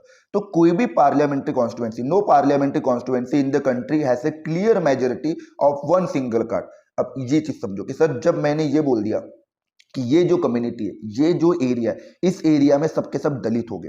अब इमेजिन करो, अब जब मैंने ये बोल दिया कि इस कॉन्स्टिट्यूएंसी में दलित का कंपोजिशन, दलित का परसेंटेज ज्यादा है, तो क्या यहाँ पे पूरे के पूरे 100 लोग अगर यहाँ रहते होंगे, अगर सपोज यहाँ पे 100 अगर पॉपुलेशन होगी, यहाँ पे अगर 100 अगर पॉपुलेशन होगी, 100 के अंदर दलित हो गए क्या? नहीं सर, 100 के अंदर दलित नहीं होगी। यहाँ सपोज 60 लोग दलित हो गए। कितने लोग दलित हो गए? 60 या 50 जो हो गए वो दलित हो गए। अब जरूर नहीं ना 60 या 50 जो दलित हो गए वो सबके सब आप ही को वोट दे, सबके सब जो है वो आप ही को वोट दे। तो ये चीज पहले याद रखना कि सर कोई भी कॉन्स्टिट्यूएंसी है ना, कोई भी पार्लियामेंट की कॉन्स्टिट्यूएंसी कभी भी किसी भी एक कास्ट से भरी हुई नहीं होती है। No parliamentary constituency in the country has a clear majority of one single caste. कि अगर ये कॉन्स्टिट्यूएंसी है तो जरूर नहीं इस पूरे के पूरे कॉन्स्टिट्यूएंसी में एक ही कास्ट होगी, 100 एक ही कास्ट के लोग होंगे। नहीं, हो सकता है 60 से 70% एक कास्ट हो और 30-40% कोई और कास्ट हो। समझ में? ठीक है। So party need to win the confidence. जब आपको ये पता है कि किसी भी कॉन्स्टिट्यूएंसी में एक ही कास्ट डोमिनेट नहीं कर सकती या एक ही कास्ट का मेजोरिटी नहीं हो सकता, तो आपको बाकी अदर कास्ट को भी साथ में लेना पड़ेगा अगर आप इलेक्शन जीतते हो। ऐसा क्यों? कि भैया इस कॉन्स्टिट्यूएंसी में अगर 70% अगर यादव है, तो जरूर नहीं ना 70 के 70% यादव आप ही को वोट दे करके। हो सकता है 40% यादव ने आपको वोट दिया, 45% यादव ने वोट दिया, फिर भी तो आप इलेक्शन हार रहे हो। इसके लिए आपको जो बची हुई 30 से 40% जो कास्ट होगी ना, आपको उसको कॉन्फिडेंस में लेना पड़ेगा। क्यों? अगर आप इलेक्शन जीतना चाहते हो। ठीक है, पहला। दूसरा, no party win the vote of all the voter of a caste और कम्युनिटी। जस्ट मैंने अभी बताया कि सर कोई भी पार्टी पूरे के पूरे कास्ट के वोट नहीं जीत सकती है। अगर यहाँ पे 70% यादव या 70% मराठा है, तो जरूर नहीं 70% यादव 70% मराठा ने सबके सबने आप ही वोट दिया हो करके, जरूर थोड़ी ना ऐसा। तो कोई भी party, no party win the vote of all the voter of a caste और कम्युनिटी। ठीक है। Many political party may put up a candidate from the same caste. Some voter have more than one candidate from their caste, will many voter have no candidate from their caste. Sir ये भी तो बात है। अब imagine करो कि ये constituency है, अब ये कॉन्स्टिट्यूएंसी है और इस कॉन्स्टिट्यूएंसी से मराठा कास्ट को नॉमिनेट किया गया। इस कॉन्स्टिट्यूएंसी से महाराष्ट्र रीजन है और यहाँ से मराठा व्यक्ति को आपने इलेक्शन में खड़ा किया। अब मराठा को बीजेपी ने भी खड़ा किया। ठीक है। मराठा को अगर बात करूं तो मराठा को कांग्रेस ने भी खड़ा किया। मराठा कैंडिडेट आपका शिवसेना का भी होगा, मराठा कैंडिडेट आपका एनसीपी का भी होगा। अब एक ही कास्ट के अलग अलग पार्टी के लोगों ने नॉमिनेट किया। अब ये अगर इमेजिन करो, इमेजिन क्या करना, अगर मैं बताऊं कि महाराष्ट्र में अगर 70% लोग अगर मराठा है, तो 70% के 70% लोग जो मराठा है उनका वोट का जो पार्टी वोट जो कास्ट करेंगे वो तो डिस्ट्रीब्यूट हो गया। कुछ जो मराठा हो गए, कुछ मराठा बीजेपी को वोट दे रहे, कुछ मराठा कांग्रेस को वोट देंगे, कुछ शिवसेना को देंगे, कुछ एनसीपी को देंगे। तो आप एक ही कास्ट पे डिपेंड कैसे हो गए? जरूर थोड़ा ना ये 70, अगर शिवसेना, अगर सपोज शिवसेना अगर मराठा कास्ट की पार्टी है, तो जरूर नहीं 70 के 70% कास्ट वाले मराठा शिवसेना को वोट दे। ठीक है। कुछ ने बीजेपी को वोट दिया होगा, कुछ ने, क्योंकि आपने अगर मराठा कैंडिडेट को नॉमिनेट किया अगर महाराष्ट्र की कॉन्स्टिट्युएंसी से आपने अगर मराठा कैंडिडेट को नॉमिनेट किया तो क्या बीजेपी चुप बैठेगी? बीजेपी भी तो सेम कास्ट के कैंडिडेट को नॉमिनेट करेगी, कांग्रेस भी तो सेम कास्ट के कैंडिडेट को नॉमिनेट करेगी, शिवसेना भी, एनसीपी भी। हर पॉलिटिकल पार्टी जब उसे ये पता हो कि इस एरिया में मराठा कास्ट सबसे ज्यादा है तो आप उस कास्ट के कैंडिडेट को नॉमिनेट करोगे। हर कास्ट का कैंडिडेट जो है ना, हर कास्ट जो होगी, हर पॉलिटिकल पार्टी उस कास्ट के कैंडिडेट को नॉमिनेट करेगी। तो उस कास्ट का जो परसेंटेज है वो एक को जाएगा, सभी को जाएगा, सभी को जा रहा है। इसलिए आपको सिर्फ और सिर्फ एक कास्ट पे डिपेंडेबल नहीं रहना है, आपको हर कास्ट को कॉन्फिडेंस में रहना है अगर आप इलेक्शन जीतना चाहते हो। क्यों ऐसा? क्योंकि हर पॉलिटिकल पार्टी जो है ना, many political party same caste के कैंडिडेट को नॉमिनेट करती है। अब आप किसको वोट दें? सर मैं तो मराठा हूं, मैं तो शिवसेना को वोट दूंगा, लेकिन बीजेपी ने तो मराठा कैंडिडेट नॉमिनेट किया, कांग्रेस ने भी किया है। तो इससे मराठा का जो कास्ट कंपोजिशन होगा वो डिस्ट्रीब्यूट हो जाएगा अलग अलग पार्टी में, ठीक है। सम वोटर्स, तो आप ये देखें ना कि सर ये जो मराठा वोटर्स है उनके पास चॉइसेस कितनी सारी है। एज ए मराठा वोटर्स मेरे पास बीजेपी भी है, कांग्रेस भी है, शिवसेना भी और एनसीपी भी है। तो यहाँ पे यही बोला गया कि sir as a voters, some voters, तो कुछ वोटर्स ऐसे होते हैं मोर देन वन कैंडिडेट, उनके पास एक से अधिक कैंडिडेट होता है उनके कास्ट का। तो यहाँ पे मैंने मराठा के पास शिवसेना भी, बीजेपी भी, एनसीपी भी है, कांग्रेस भी है। तो कुछ वोटर्स ऐसे होते हैं जिनके पास एक से अधिक कैंडिडेट होता है सेम कास्ट का, और कुछ कुछ कास्ट ऐसी होती है will many voters have no candidate from their caste. तो कई कई वोटर्स तो ऐसे होते हैं जिनके कास्ट का कोई होता भी नहीं है, जिनके कास्ट का कोई नहीं होता। सपोज एक्स वाई जेड एक कास्ट है जिसका नाम है एक्स, ठीक है, एक्स वाई जेड। अब एक्स वाई जेड का कास्ट महाराष्ट्र में, लेकिन उस कास्ट का कोई पर्सन है ही नहीं, एक्स वाई जेड का कोई है ही नहीं। तो इसलिए यह बोला जा रहा है कि सर आपको हर कास्ट को कॉन्फिडेंस में लेना बहुत जरूरी है।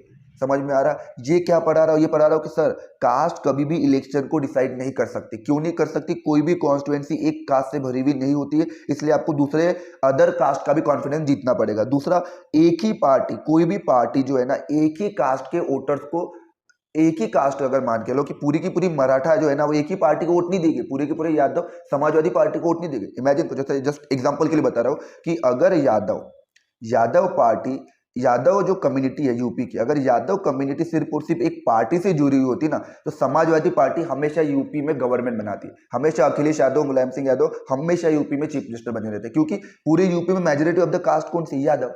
तो आपको ये पता चल गया होगा कि सर कभी भी कोई भी पॉलिटिकल पार्टी उस कास्ट के सारे वोट नहीं जीतती है, ठीक है, क्योंकि एक ही कास्ट के व्यक्ति के पास, एक ही कास्ट के व्यक्ति के पास बहुत सारे कैंडिडेट होते हैं। सेम कास्ट के व्यक्ति के पास कई सारे चॉइस होते हैं कैंडिडेट के, ठीक है, इसलिए आपका वोट डिस्ट्रीब्यूट होते रहता है। देखो, इसलिए आपको हर कास्ट को कॉन्फिडेंस में लेना पड़ेगा। अब ये एक उंगली है, अब एक उंगली से अगर मैं किसी को मारूंगा, लगेगी क्या? नहीं लगेगी ना। मेरी ये उंगली कितनी भी पावरफुल है, लेकिन मैं मार रहा हूं, नहीं लगेगा।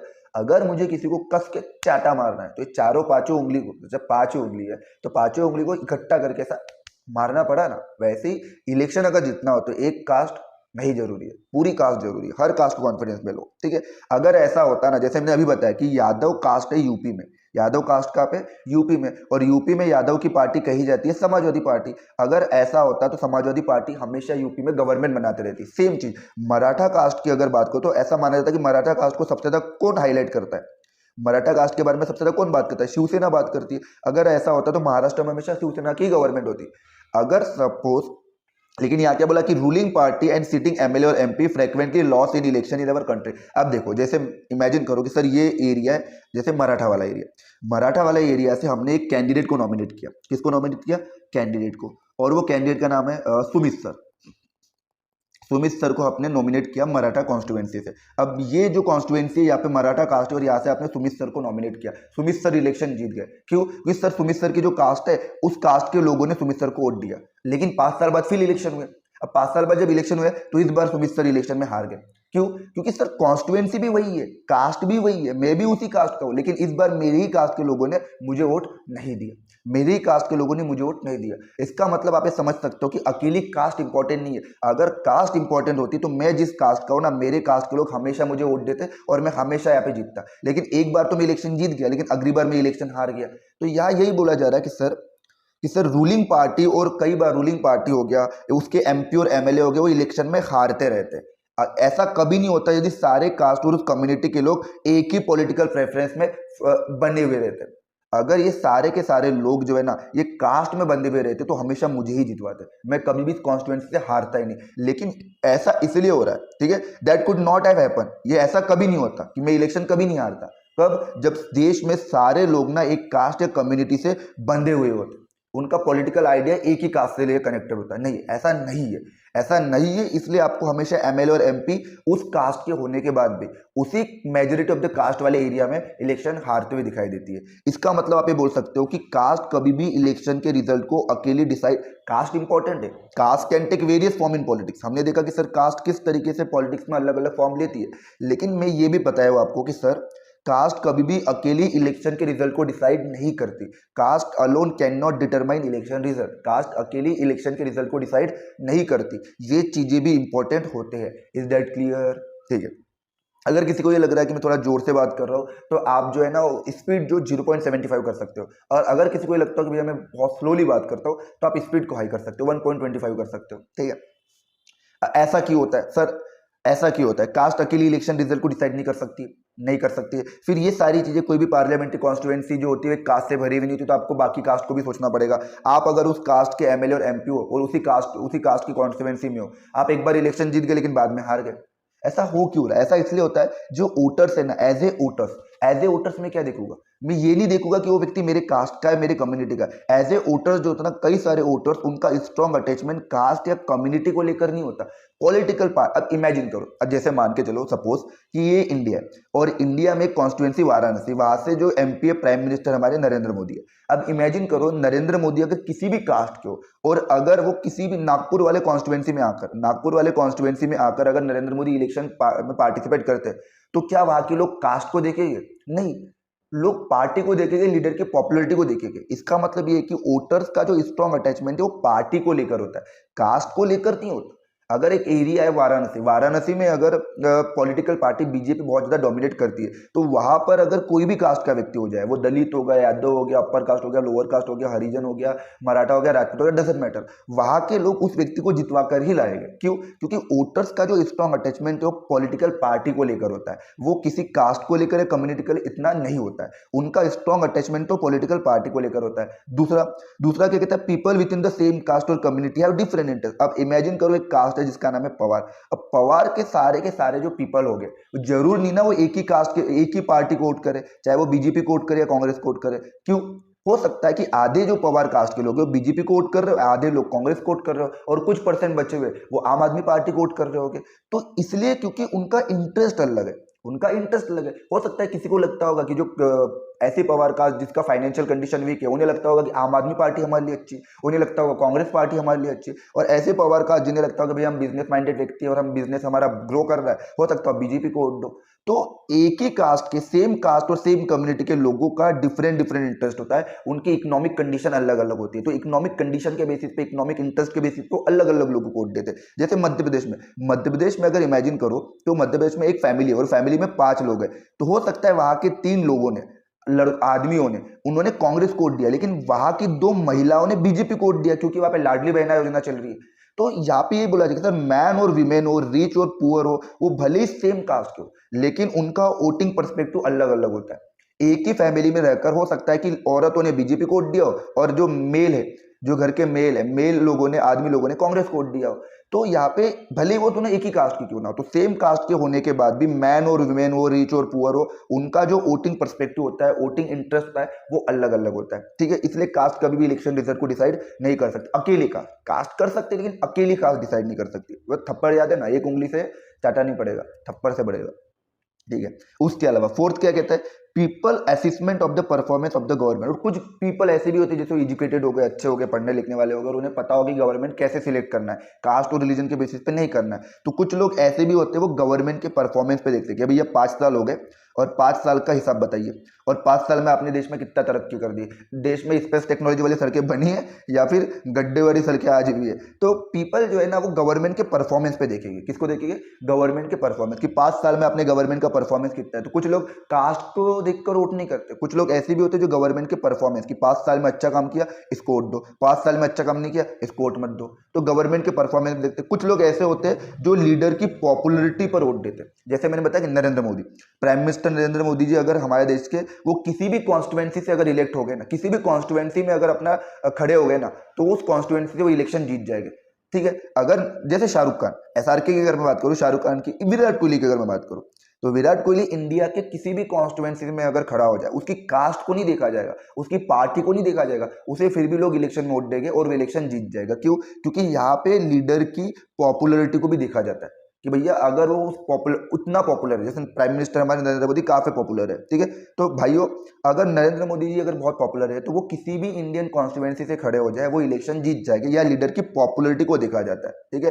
तो जब भी मुझे इलेक्शन को देखना हो, इलेक्शन के रिजल्ट डिसाइड करना हो, तो अकेली कास्ट इंपॉर्टेंट नहीं होती। क्यों नहीं होती? क्योंकि वोटर्स का स्ट्रॉन्ग अटैचमेंट कास्ट को लेकर नहीं होता, पार्टी को लेकर होता है। और सेम कास्ट के होने के बाद भी लोगों का इंटरेस्ट अलग अलग होता है। रिच हो या पुअर हो, मैन हो या वीमेन हो, वो सेम कास्ट के होने के बाद भी उनका वोटिंग इंटरेस्ट डिफरेंट होता है। और यहाँ पे और जब भी मुझे इलेक्शन जीतना हो तो कास्ट के अलावा गवर्नमेंट के परफॉर्मेंस को भी देखा जाता है, लीडर की पॉपुलरिटी को भी देखा जाता है। इन सारे चीजों के बेसिस पे आप ये बोल सकते हो कि कास्ट एक इंपॉर्टेंट रोल प्ले करती है।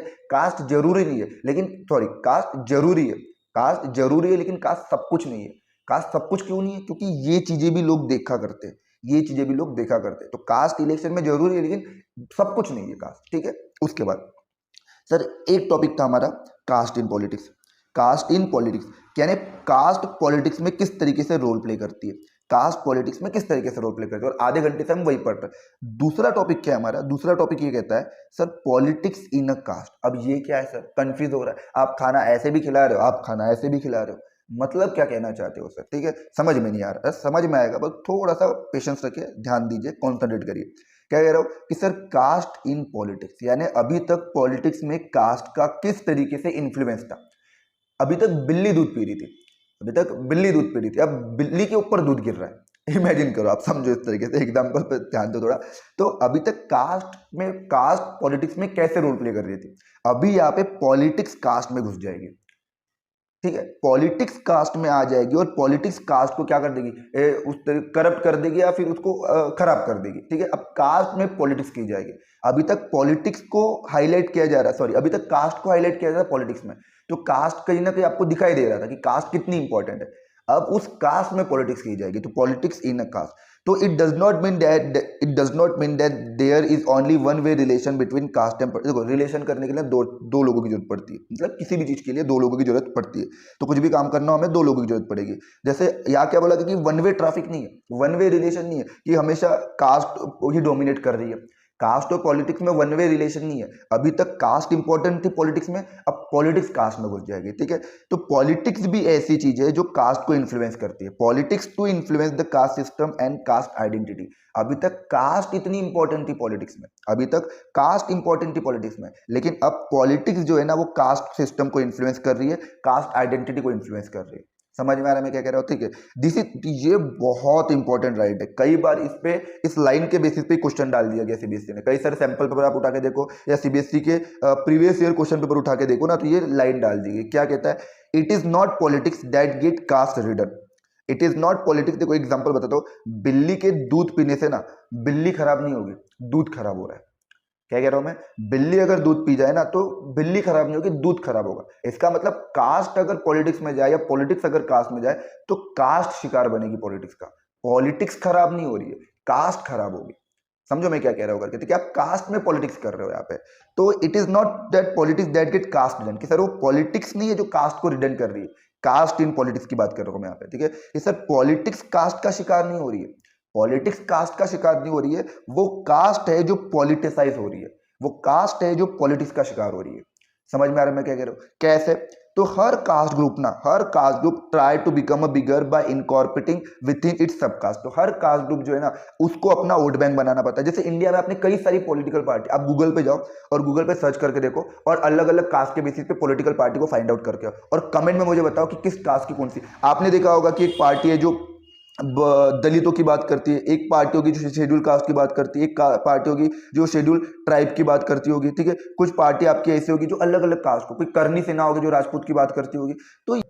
तो हमने क्या देखा कि हर कास्ट ग्रुप कोशिश करता है अपने आप को बड़ा बनाने के लिए, जिसकी वो छोटी छोटी कास्ट को भी शामिल कर लेता है। दूसरा point, new kind of caste group, अलग अलग तरह की कास्ट ग्रुप बना दी जाती है। जैसे वीपी सिंह के टाइम पीरियड में आपने एक कम्युनिटी बना दी थी अदर बैकवर्ड कास्ट, और अदर बैकवर्ड कास्ट बना के इसको रिजर्वेशन दे दिया गया था, ठीक है। उसी तरीके से आज के टाइम पे मराठा भी रिजर्वेशन की डिमांड कर रहे हैं, ठीक है। महाराष्ट्र में जो प्रोटेस्ट चल रहा है उसमें मराठा रिजर्वेशन की डिमांड, कई कई जगह फिर गुज्जर भी है, पाटीदार भी है, अलग अलग जगह पे जाट भी है।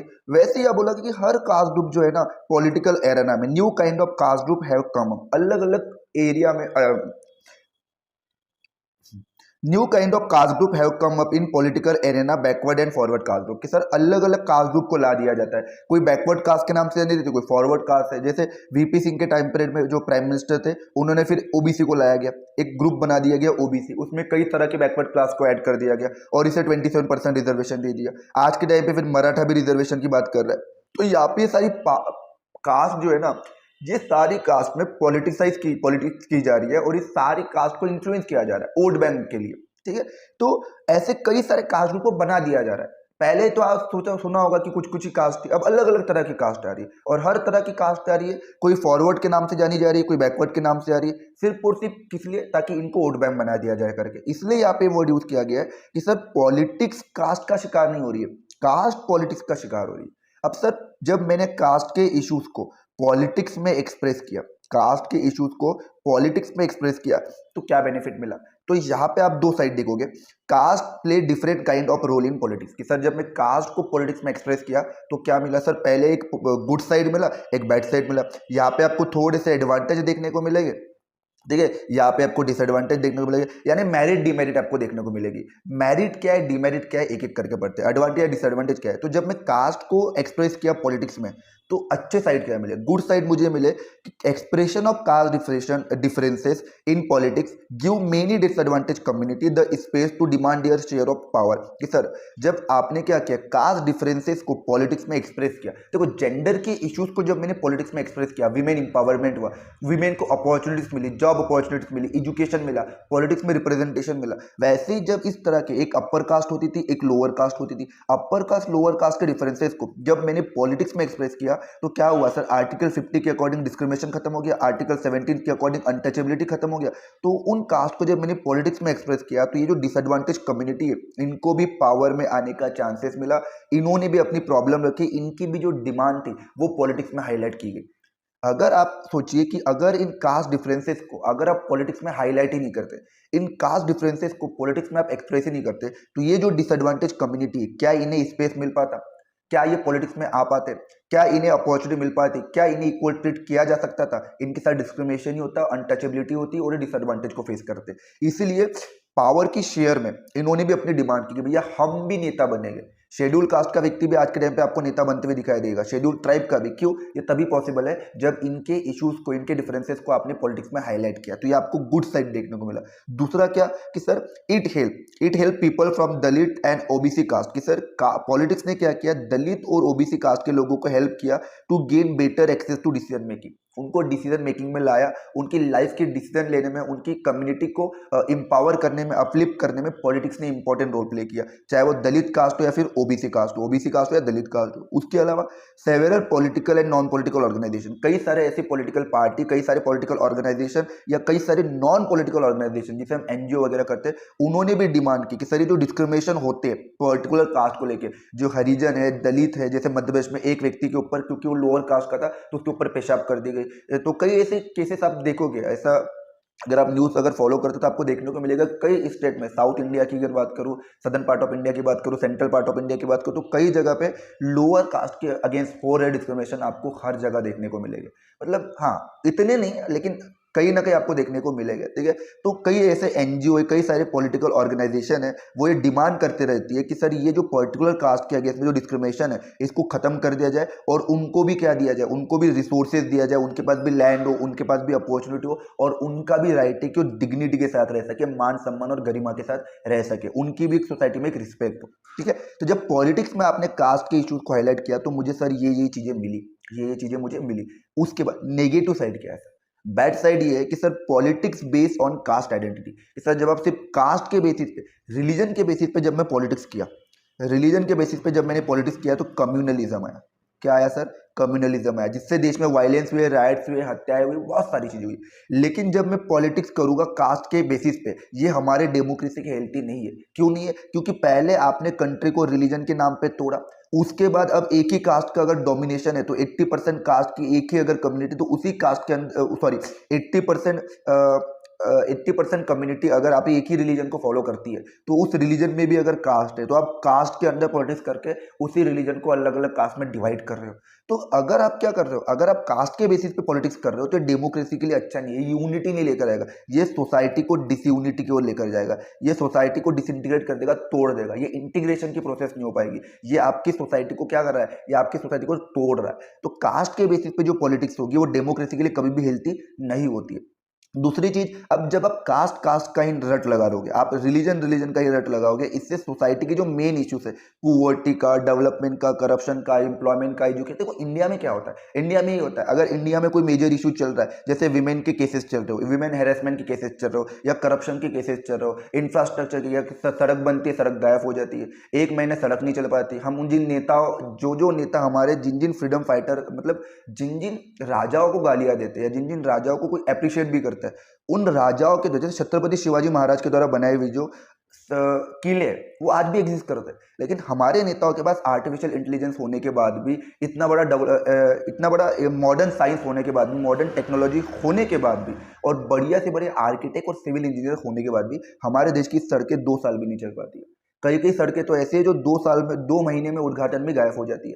तो ऐसे चीजों पे ध्यान देने के अलावा, poverty, development, corruption, infrastructure, employment, health पे ध्यान देने के बजाय आप क्या कर रहे हो, जब आप कास्ट के इश्यूज पर ध्यान दोगे ना, तो ये सोसाइटी के मेन इश्यूज को डाइवर्ट कर रहा है। सोसाइटी का जो ध्यान है, अटेंशन है, वो अटेंशन को आप डाइवर्ट कर रहे हो, क्योंकि मेन इश्यूज क्या है, मेन प्रॉब्लम है पुअर्टी, मेन प्रॉब्लम है development, corruption, education, health, education को कैसे इंप्रूव किया जाए, हेल्थ सेक्टर कैसे इंप्रूव किया जाए, इन मेन इश्यूज को, इन सोशल इश्यूज पे ध्यान ना देके जब आप कास्ट के इश्यूज को ध्यान दोगे तो सोसाइटी के मेन इश्यूज पे डाइवर्ट हो रहा है। सोसाइटी का मेन इशू यहाँ पे डाइवर्ट हो रहा है। हर कोई कास्ट की बात करेगा, हर कोई रिलीजन की बात करेगा, लेकिन इन इश्यूज के बारे में कोई नहीं बात कर रहा, जबकि ये मेन इश्यूज ये डाइवर्ट हो रहे हैं। ठीक है। तीसरा, सम केसेस पे, कई कई जगह पे कास्ट के बेसिस पे डिवीजन हो जाता है। कास्ट के बेसिस पे लोअर कास्ट वाला अपर कास्ट को एक्सेप्ट नहीं करेगा, अपर कास्ट लोअर कास्ट को एक्सेप्ट नहीं करेगा। ठीक है। तो कई कई केसेस पे कास्ट के बेसिस पे जो डिवीजन होते हैं ना, इससे सोसाइटी में टेंशन आता है, कॉन्फ्लिक्ट आता है और वायलेंस आता है। ठीक है। दंगे हो जाएंगे, वायलेंस हो जाएगी, कॉन्फ्लिक्ट होएगा और स्ट्रेस का माहौल रहेगा, और ऐसे सिचुएशन में देश में पॉलिटिकल इनस्टेबिलिटी आ जाती है। ठीक है। देश में तो नहीं, लेकिन हाँ उस रीजन में पॉलिटिकल इनस्टेबिलिटी आ जाएगी जिस रीजन में कास्ट के बेसिस पे इस तरीके से डिवीजन हो रहे हैं। तो ये था पूरा आपका chapter gender, religion and caste. तो जेंडर, रिलीजन एंड कास्ट, इस पूरे चैप्टर को हमने इन 3 पार्ट में पढ़ लिया। फर्स्ट पार्ट में हमने जेंडर के बारे में प्रॉपर डिस्कशन किया, सेकेंड पार्ट में हमने रिलीजन के बारे में डिस्कशन किया, और ये पार्ट 3 और पार्ट 3 में हमने कास्ट के बारे में पूरी तरीके से डिस्कस किया। अगर आपको ये वीडियो काफ़ी अच्छा लगा है, अगर आपको लगता है कि ये वीडियो में आपको इन्फॉर्मेशन अच्छी मिली, वीडियो आपके लिए इन्फॉर्मेटिव है और क्लास 10 के स्टूडेंट के लिए काफ़ी ज़्यादा यूजफुल है, तो आप ऐसे वीडियो देखने के लिए हमें सब्सक्राइब करिए और अपने दोस्तों के साथ शेयर करिए। इस चैनल पर हम 9 से लेकर 10 और कुछ वीडियो हम 8 की भी अपलोड करेंगे। तो स्पेशली मैं फोकस कर रहा हूँ 9 और 10 क्लास के सोशल साइंस को कवर करने की। अगर आपको ये चैनल यूजफुल लगता है तो ऐसे अपने दोस्तों के साथ और बाकी लोगों के साथ भी शेयर करिए जो क्लास 9th में या क्लास 10th में है। ठीक है। Thank you so much.